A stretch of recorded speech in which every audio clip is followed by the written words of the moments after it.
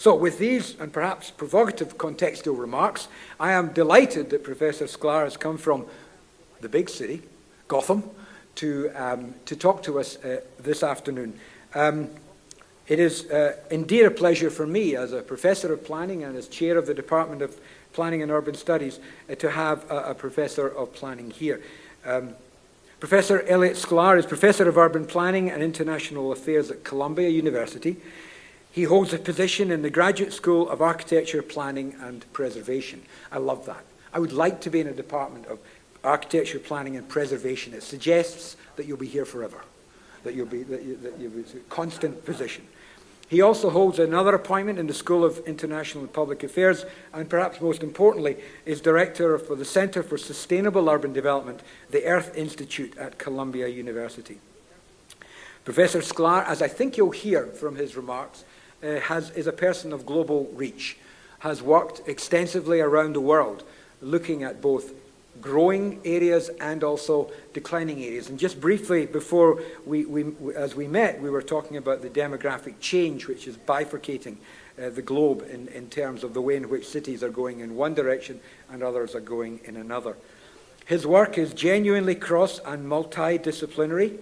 Although trained as an economist, and we won't bring that up in pleasant conversation, he dabbles and works and writes and does research in a whole variety of areas. Briefly, economic development, transportation, public health, and last but by no means least, and why I think he's here, the whole question of urban governance. With that, Elliott Sclar.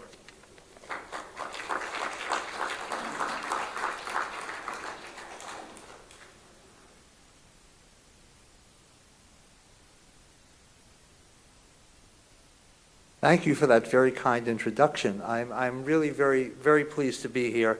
I'd like to thank the organizers of the conference and Professor Hammer and the Center for putting this together. And I would like to add my thanks to John Zervos. He has made this so easy for me to be there. He has just anticipated everything and made this possible. And it's really nice to be here in Detroit, in Michigan, on a beautiful day. I got to walk outside. Everything was perfect. Your trees are the right size here. I hadn't thought about it before, but somehow I noticed, and it really is nice to be here, and it's not and this is a very important topic that we're talking about. And what I'd like to do in my remarks is start out by talking about the question. The first question I would ask is, why do we need to care about privatization? In case you have to walk out, I'll tell you what the answer quickly. It's simply that we live in a complex, urbanized world. In order for that to work, we need a strong and competent public sector to provide public services. These public services are the things that take care of the day-to-day things. The water, sanitation, fire services, police services, hospitals, everything. With all those things done, we then have the time to work at our specializations and be productive. And that's why we care about the public sector. And the issue of privatization, it isn't the issue of privatization per se, because it's really a pragmatic question. How do we get things done? And what works and what doesn't work? And the Republic was founded with contracting. It isn't that it was it was a socialist country, and then it changed. It always was as Professor Boyle said, it was there. Sam Bass Warner nailed it when he said it was privatism was a very important part. So this isn't what I'm about. Is really not a statement against privatization. However, as we turn over more and more service delivery functions and infrastructure creation and management functions to private providers, we are in fact degrading our collective and democratic ability to meet our obligations to present and future generations. And in doing so, we're jeopardizing our ability to compete in the globalized world. We're jeopardizing our productivity. That's why I think we need to care about this. It's not privatization per se. But let me tell you something. Let me, in the last few years, I've been working on something called the UN Millennium Project, I ran a task force that was given, the charge we were given were to develop a plan to improve the lives of at least 100 million slum dwellers by 2020. And Secretary General Kofi Annan and my colleague, Professor Jeff Sachs, they said, assume money isn't the issue, what would you do? And that's a horrible question, because we're so much better at critiquing things, as academics. And so I got to travel to a lot of places in the world. Also, by the way, I found out improving the lives of 100 million slum dwellers might sound like a big deal, but after they gave me the assignment and we began to set up the committee, I got the numbers from UN Habitat. We're starting with a world with around 1 billion slum dwellers already, and if we do nothing by 2020, we'll be at 1.6 billion, and we'll be at 2 billion by 2030. And in other words, we're moving to a point where about 40% of the global population will be slum dwellers if you do nothing. But I did get to go to places in the world that if you didn't open your eyes and look at them, but just read the descriptions of them, you would think that you actually had died and gone to privatization heaven. They have little and nothing in the way of easy public access to safe water supplies. Water is delivered by tank trucks and sold in bulk. Public police protection, forget about it. Every place you go, homes are gated, businesses are gated, everyone has got private security guards. Even at night, when I visited people living in Nairobi, I'd go by someone's house for dinner, and you realize, you go back to the part of the house where the bedroom suite is, they had gates that they'd lock at night when they went into their bedrooms, not just the windows, but even within their houses. Fire services, I wouldn't think about it. Medical care, I said, well, what do you do for medical? What do you do if you're sick here? I said, well, go to the airport. The public transportation, the streets are just jam-packed with privately provided minivans, motorcycle taxis, auto rickshaws, but you can't move. But if you can afford a car, you sit in the car, you lock the doors, and you have to get from one part of town to the other. You go, as short a trip as 5 miles, you got to leave an hour to an hour and a half to get that trip done. So what else? The masses of poor people are illiterate because public education doesn't work. There are public workers, but they're paid very low wages. And guess what? There's a lot of corruption. The point I'm making is that at one level, though, when you go to these places, you also marvel at the fact that it all works too. That people get through the day, people get through their lives, but they pay a terrible price for it. Infant mortality is enormously high. I'm talking about places where the under 5 death rate is something like 20%.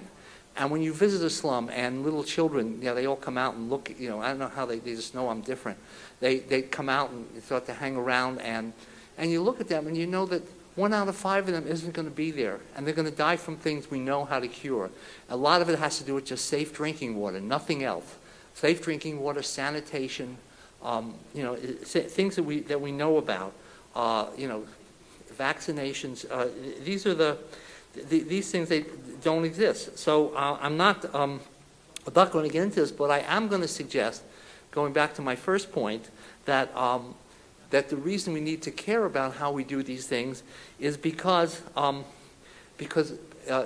excessive privatization will, in fact, have an effect on overall productivity. It's not just correlation. It isn't just that these places don't have a good public sector and low productivity. These two things are not just correlated. I would argue that they're causal and interactive, and that I'm not saying that that's where we're heading right now. I'm saying that that's the direction things are going if we don't deal with this. And I'm also going to say there's nothing wrong with contracting. There's nothing wrong with public-private partnerships. They're tools. And the problem is they're like aspirins. If you have a headache, you can take an aspirin. But if you take the whole bottle, it's going to kill you. And that's where the issue is. The issue is about the balance here. And picking up again on the point, we really need to appreciate the fact that the American experience has been one of balance. What we accomplished in going from industrial cities of the 19th into the 20th century was we accomplished figuring out how to use the public sector to create professional police forces, to create fire departments, to create water systems, to put sewer systems in place. We figured out how to use municipal financing and bonds to pay for the infrastructure. We were able to do all these things, and we're now almost unlearning what we knew how to do. The public sector provides a foundation upon which a mighty private sector driven economy arose. The two together support and contribute mightily to the most productive nation in the history of the world. That's what I'm concerned about. It's this foundation that I think is at stake as we go about rushing it to privatize our public sector. And so I just want to back off the aspirins. That's really what I want to do here. It would be a gross exaggeration on my part if I were to say that what I see in Africa or I see in cities in Asia is what is happening here. It's not. It isn't that. But that's the direction in which it's heading. We can't keep dismantling the public sector. We can't keep dismantling the competence in the public sector. In the earlier panel, what was agreed upon was that the issue was about process. It isn't about exactly who does it. It's about having competent people who are motivated by in ways that are concerned with the public sector that matter in these things.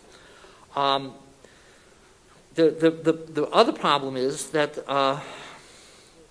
as we keep heading in this direction of divesting and disinvesting in a strong and competent public sector, we will end up with a dog-eat-dog kind of situation where essentially, if we privatize our public assets, the people who own the public assets are going to be figuring out how to get the best return on the public asset, not what's necessarily best for the long-run interests of the public sector and of the society. And that's because private companies are set up to make profits. That's what they do. And one of the problems is when you start to deal with public services and public assets, you're in an area of gray. It's not always clear what the best thing to do is. And when you're in an area of gray and you know what's profitable but not what's best in the public interest, you have a fiduciary obligation as a private party to do what's profitable. If you're a public employee and you have to deal with the public interest and it's a gray area, your obligation is to do what you think is in the public interest, not what necessarily would be most profitable. And that's the problem with the situation that we're heading to. We're heading to a situation where essentially what's profitable, if it happens to be in the public interest, at the same time, that'll be fine. But if it's not, we all pay the price for it. So when you take a highway and they say, well, you can privatize a highway, and they say, well, people could pay more tolls. Well, probably they could, but we know it's this monopoly when you have a public highway. And when you have higher tolls on the public highway, less people use it. If you're a monopolist, you're trying to maximize the revenue, and monopolists maximize their revenue by raising prices and restricting output. But if you're concerned about the public good, which is access, urban access, you want more people on the road, so you only want the tolls to cover the direct cost, not necessarily make a profit. So you have two different sets of motives at work when you do these things. So what we have to do, and by we I mean those of us who are concerned about the public sector, we have to say the public goods aspects of these things have to come first, and the private piece of it has to be secondary. You can get people to pay more for water, but should they? You say, well, they won't use as much. Well, that's what happens in Nairobi, Kenya. They don't use as much water, but they don't bathe. They don't have as much clean drinking water. They have higher levels of disease. The trade-off. And when we take things off the public books, we say, we'll get cash up front. What do we get? We get cash up front, but isn't that anything is saved? What you don't pay as a taxpayer, you now pay as a ratepayer. It's not, there's no magic to this. So the issue here is we really have to think about how we do these things in ways that benefit, that maximize the public goods aspect of public goods and public services. That it's just that simple. One of the things that we do around in this country is we assume that when something happens, if we pick up the phone and call the police, some well-trained and honest police are going to show up, and not just they're going to show up, but they're going to be on our side if we were the wrong. This isn't what happens in Mexico. They may show up, but it's not clear whose side they're on. That's the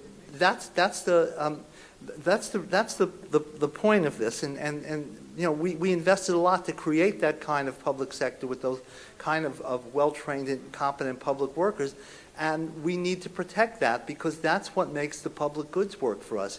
It isn't whether there's a profit in it or not. Now, having said that, I would like to also say that what we're up against with a lot of this, the talk of privatization, it's kind of like it's theology. If I was Rick Santorum, I would say it's faith-based. It's a faith-based belief that somehow we know that the private sector is better. How do we know? Well, we know, and if it isn't better, well, the devil did it. I had the occasion a few years ago. I was at the World Bank, and they set me up in a debate with an economist who was in the water sector, and he spoke first.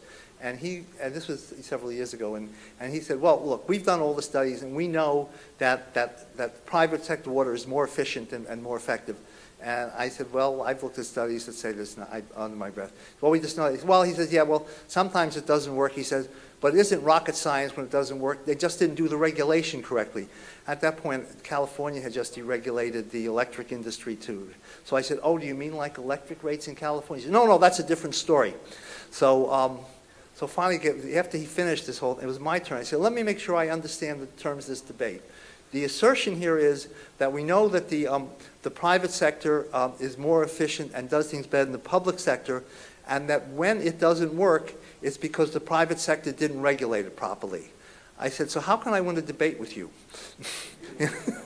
It covered both sides of the issue. And what I would say, I would stand here and I'd make the case that, and the case I'm making, is that what we really want to do, we want to have an evidence-based approach to policy. I'm willing to say, let's let the chips fall where they may. Let's look at the evidence. Let's look at the literature, and it's really not an argument about taxes and small versus large government. It's really an argument about what the future is going to be for this country.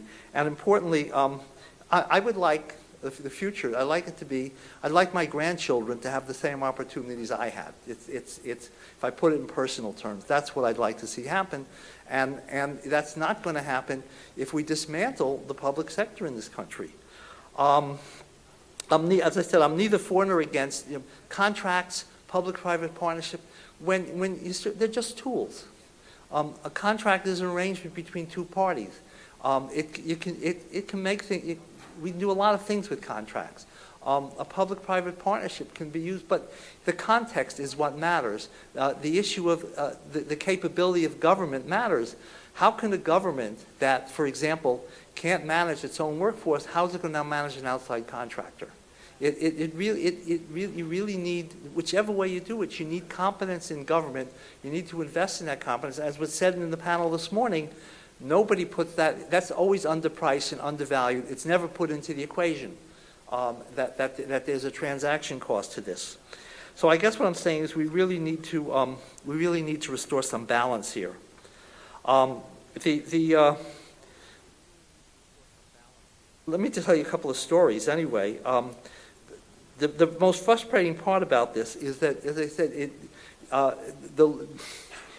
evidence almost doesn't matter. I don't know if you all recall, but in 2009, the citizens of the great state of Arizona, in the fiscal crisis, came up with a great idea. What they did was they said, "Let's sell the state house." And I went, yeah, let's sell the state house, and then we'll lease it back. So they did. I'm not kidding. They sold the place where the Senate and the House and the executive office are.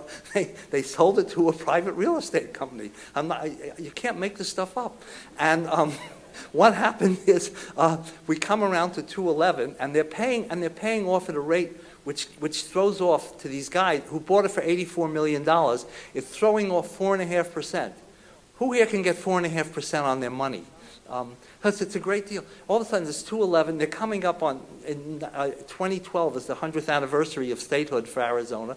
And they realize this is really embarrassing. We don't even own our state house.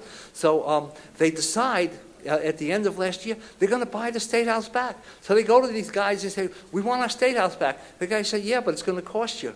We want $105 million. And so essentially, you do the math. They essentially made, for owning it for 2 years, 25% a year return on investment. Plus they were getting 5% in between. Now, what gets said when you tell a story like that, no, we know how to do it better this time. We wouldn't do it that way. When you look at prison privatizations, which you don't want to look at too closely, but if you looked at the contracts, the first contracts were about like this. And every time something screws up, the contracts get larger and larger. And it isn't just prison. I had a really bright young student, and she graduated from the Master's in Public Administration program at Columbia, and she went to law school. She went to Vanderbilt and got a law degree. If she knew, she would have come here, I know.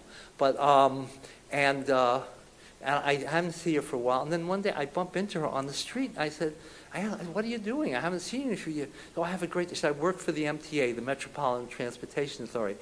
I said, well, what do you do? She says, I'm the contract manager for the contracts for paratransit. So I walked by, I said, it's great. I said, we fire bus drivers, but we have to hire lawyers. Maybe this isn't the right place to tell that kind of a story, but the point is these transactions costs don't get taken into account, and the city of Chicago at the end of 2010 they came with a great idea. It was they went to Morgan Stanley and they said, well, what we're going to do, we're going to sell you our streets. They didn't say, no, we're going to sell you the parking meters. But they're really selling the streets, right? Because it's not, the meters here. It's the right. They're selling the right to park on the street. So they get something like a little bit over $1 billion, $1.1 billion. One of my colleagues in the planning program at Columbia actually did the long division, divided by the number of parking meters. It came out, they sold for 3 generations, for 75 years, they sold them for $32,000 per parking meter. They sold this thing off to Morgan Stanley. What does Morgan Stanley do? Morgan Stanley quickly turns around and they bond the revenue stream. So they get their money back, plus all the fees they make. They now have bondholders who now own the streets. And they then hire a local company to administer it. They jack up the parking rates as part of the deal. And now the city of Chicago, if they have a snowstorm, hey, you owe us money because you didn't clean our street. You can't close the street to fix something. We were thinking, wouldn't it be nice to have bus rapid transit, but you're going to have to take a lane to put 21st century bus rapid. Well, you can't do that because we have obligations. Chicago, the state of Colorado went and they sold a piece of the expressway to a private company. And then they went and they said, you know what I think we should do? We need to fix the street next to the expressway. Well, they got taken to court and sued because that's unfair competition. In other words, literally, only administrative law professors read the terms of these contracts. But the problem is all the headlines in the media are, the city got X amount of money for selling this or that. Nobody is looking at what the terms of this are. What begins to happen with these privatized roads and these privatized pieces of infrastructure is eventually the government has to buy them back at a higher price. The Arizona story is a funny story because it's hard not to be funny when you talk about Arizona. But it's really a lot more typical than you would think. I'm not kidding. Arizona, they have. I think they have a sheriff there who's investigating right now whether or not Barack Obama filled out a selective service card. Yeah. So now the things happen there, but The fact is that that this happens over and over again, and along the way, what we've been doing is we've been dumbing down the public sector. We're not investing money in creating a cadre of managers in the public sector, or we're dealing with the workers in the public sector. And the only thing you ever get when you tell these stories on a case, this reality, what you get back from the profits of privatization is, the rebuttal I always get is, well, they didn't do it right that time, and next time we'll do it correctly. That's always what the story is. But the problem is, no two situations are exactly the same, so they're all specifically different. But this generic story runs through all of it. It's all the research I've seen on organizational and contracting dynamics, and Professor Hammer's opening lecture this morning on transaction costs, it all comes out the same way. What you have to do is you have to look at what are the motivations of the parties. There's a lot of uncertainty on this, and the transactions cost economics literature is very clear. Oliver Williamson, who won a Nobel in economics, he puts it very simply this way: whenever you have, when you have a make-buy decision, and when you're dealing with a product that you have to have a lot of transactions, a lot of day-to-day transactions, where it's very hard to judge the quality of the product, and where very specific assets are at stake and have to be controlled, it's always it's a make decision. It's not a buy decision. The transactions cost will always bring you down. And so if you paint City Hall once every 5 years, go hire a contractor. If you're talking about getting the grass cut, you can look at the grass was cut, the grass wasn't cut, although there was a case in Massachusetts where they privatized the highway maintenance, and the contract very specifically called for picking up the litter and mowing the grass. When the auditors came around, they found mowed litter because they didn't specify what order it had to be done in the contract. So they were still in compliance with the contract. And so the contracts get thicker, and the arbitrations get more complex. The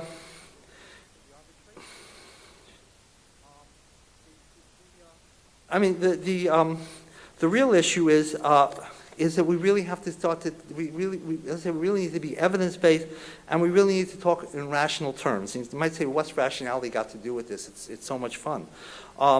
And the rationality that I think about it, the term that's often used is economic efficiency. You know, we want to be economically efficient. And okay, fine, but efficient in terms of what?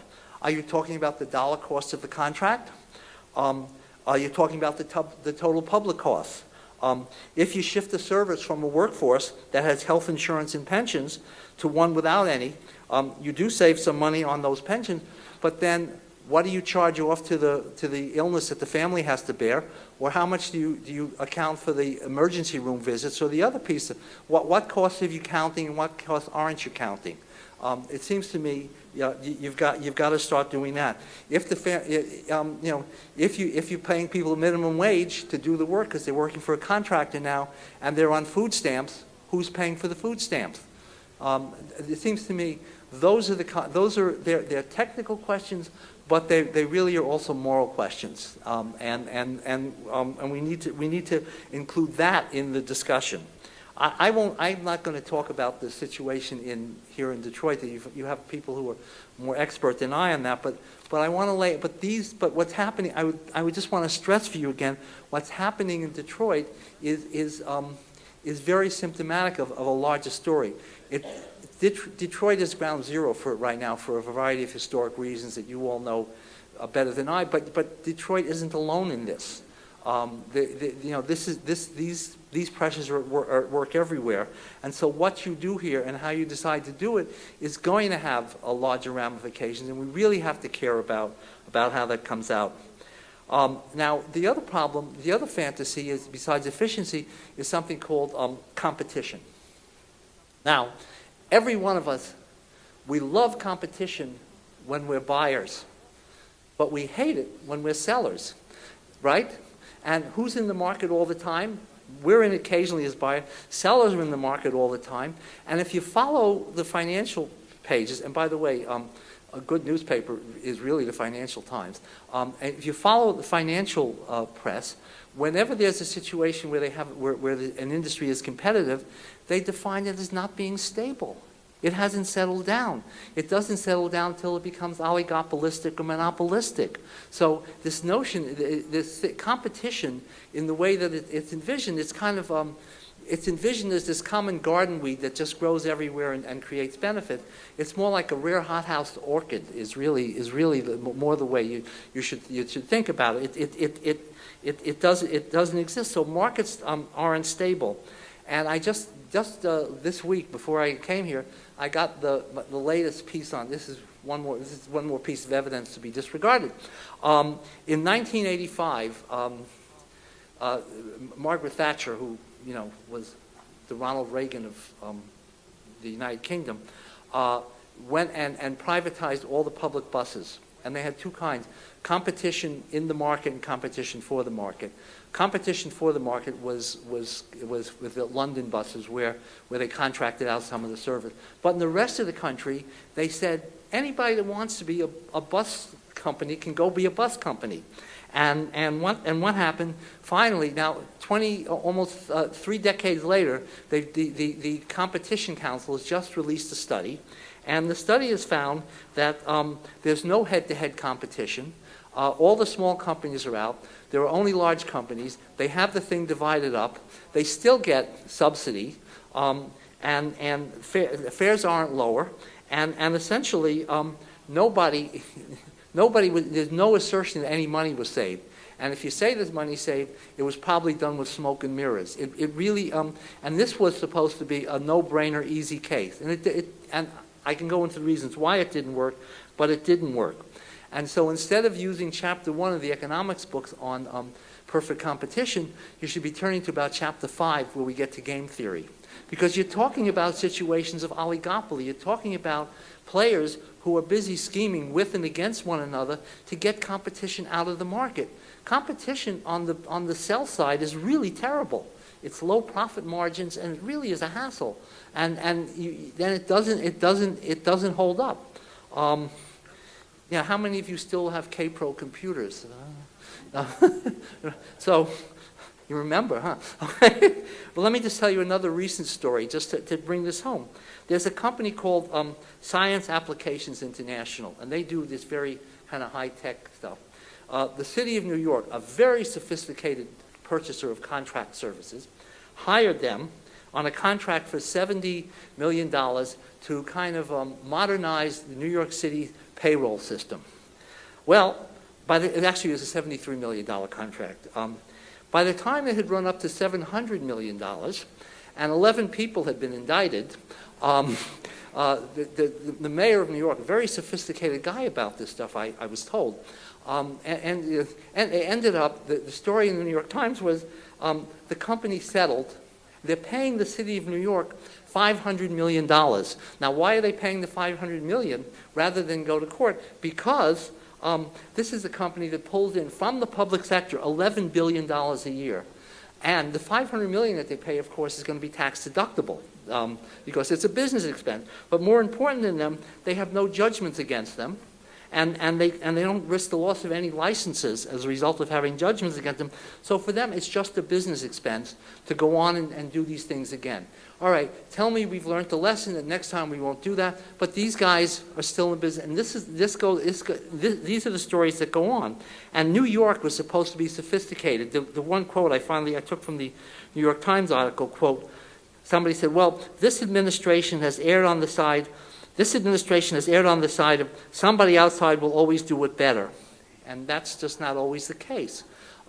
When I did some work with the Chicago Transit Authority, when we got around to that, the consultants we worked with said, look, you don't want to contract out all your IT because you're going to leave a lot of value on the table. There's no reason to leave all that. There are pieces of it you might want done, but you don't contract out the whole thing. This raises the last point.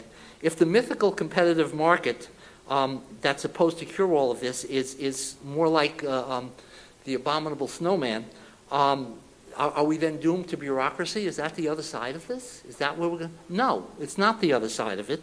The public sector has great resiliency, and I can just give you a couple of, I'll end by giving you a couple of examples. Indianapolis, which is the, was at one point with Mayor Goldsmith, kind of the privatization capital of America, you know, one of the things that didn't get privatized was the Indianapolis Fleet Services, who repair all the municipal vehicles, and what happened was they ended up fighting to a standstill. Within the agency itself, they had a manager an administrator who hated the union, and when I heard a story before I got there, these guys, the administrator and the union president would literally stand across this table about this wide from each other and scream quotes from the master bargaining agreement at each other. And I could just imagine the, you know, the spittle and everything. But anyway, the guy retires, and the new guy comes in, and the guy, I remember the guy who was the union president was this very, he used to ride around on a Harley, and I said, what happened? He said, well, I realized that Dominic really knew a lot more about what was going on, so I began listening to him. And they worked together. They got the contract. When I got there, I walked into the body shop one day, and this one guy I approached, and he says, well, there's only 4 of us in the body shop, and we don't have a foreman anymore. They used to have 5 foremen, you know. We don't have a foreman, and we're doing 25% of all the city's body work. And I said, well, why aren't you doing 100%? And the guy said, well, the reason we're not doing 100%, we've done a cost calculation. We have figured out that it costs us $33 an hour. When we do it, we can send a lot of us work out at $25 an hour until we can get the cost down when I do it. And why are they doing that? They have a form of profit sharing. Essentially, if they come in under budget, they share some of the savings. And so, I mean, the point is there are things that can be done like that. When I was working with the Chicago Transit Authority, I'll just do one more story. Because I saw that it was at 5 or 0. I'm at 0. Okay, I'm still going to tell the story because I thought it's such a good. The Chicago there was a to do at one point. There was a talk about trying to force the Chicago Transit Authority to privatize. They brought in a new head of the RTA, which oversees the CTA. And the fight got tied up in the legislature, and it was agreed to be a negotiation. I was hired by the union to represent them in the process. And so I spent a long period working there with consultants and with the CTA. And what finally happened, when we got to the point where the issue of laying people off got set aside, and and there was going to be attrition and things, and we finally get to the point where the union guys walk in one day and they say, and this is an agency with an $800 million a year budget. With the capital costs around $1 billion a year, this thing was running at. And these guys walk in and say, we're ready to talk. And the consultants are in the room, and the union president, he said, I don't want any of the consultants in the room. He says, but the professor stays. So, and they go up to the blackboard, and they put on an $800 million budget. They put up $200 million in savings. That they knew exactly where these savings were, and they knew exactly how to do it. And they knew, and it was the same thing that happened in Indianapolis. My only point is, is that we don't just have 2 alternatives. We have 3 alternatives. You have people that go to work in the public sector don't go there every day to do a lousy job. They're trained. And it seems that what we have to do is we have to begin, not just the people that do the work, but their managers have to be trained and respected too. And if we start to do that, it's not going to solve all the problems of Detroit, because there's problems with political jurisdictions, there are problems of politics, there are problems of history, there are problems of race, there are a range of problems that come to bear on this. But I can tell you this much, an important piece of all this is the public sector. And if you want that to work, the people who know how to do it are working for you already, and they need to be brought into the process. Thank you.